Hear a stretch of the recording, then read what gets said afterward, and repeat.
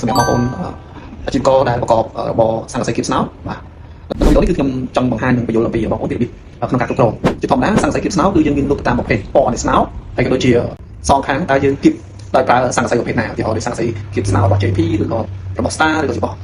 GI ឬក៏ ISI យ៉ាងម៉េចអាហ្នឹងគឺវាមានប្រភេទផ្សេងៗគ្នាអញ្ចឹងតម្លៃក៏ទៅតាមហ្នឹងដែរអញ្ចឹងនៅក្នុងការព្រីបងគិតប្រាក់ពីអតិថិជនគឺយើងធ្វើម៉េចដើម្បីបង្កភាពងាយស្រួលនៅក្នុងការគ្រប់គ្រងបែបហ្នឹងអញ្ចឹងសម្រាប់ MI របស់យើងនេះគឺយើង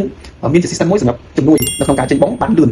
សម្រាប់ sale ឬក៏ cashier ដែលជាបុគ្គលិកចេញបងហ្នឹងគឺគាត់គ្រាន់តែ select ទៅលើຂະຫນាតកម្រាស់របស់សង្កសីហ្នឹងបន្ទាប់មកគាត់អាច select ទៅលើ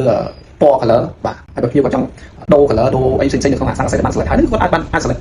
បានថែមទៀតនៅក្នុង item ដែល add ចូលក្នុងបងហើយអញ្ចឹងយើងអាចបញ្ចូលទៅលើប្រវាយលក់ឧទាហរណ៍ដូចជ្រីព្រំអីផ្សេងៗគឺវាមានជើងម៉ែត្រពី4ទឹកឬក៏6ទឹកឬក៏ម៉ែត្រ2ទឹកអីចឹងទៅអញ្ចឹង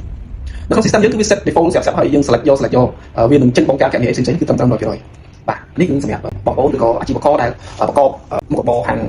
សង្កសីនឹងបានមានសង្កសីគៀបស្នោក៏ដូចជាដុំដឡូកិនកាត់លុបផលិតជាសង្កសីលុបជាម៉ែត្រអីផ្សេងៗអញ្ចឹងសម្រាប់ MI របស់យើងគឺយើងមាន system មួយដែល fit ទៅលើ business បងប្អូនប្រភេទហ្នឹងអញ្ចឹងបើសិនបើចង់ដឹងព័ត៌មានបន្ថែមក៏ដូចជាយល់ដឹងកាន់តែច្បាស់អំពីភាពងាយស្រួលនៅក្នុងការចេញ system គ្រប់គ្រង system យ៉ាងម៉េចបងប្អូនអាចធ្វើការណាត់ពួកយើងក្នុងការយើងចុះទៅ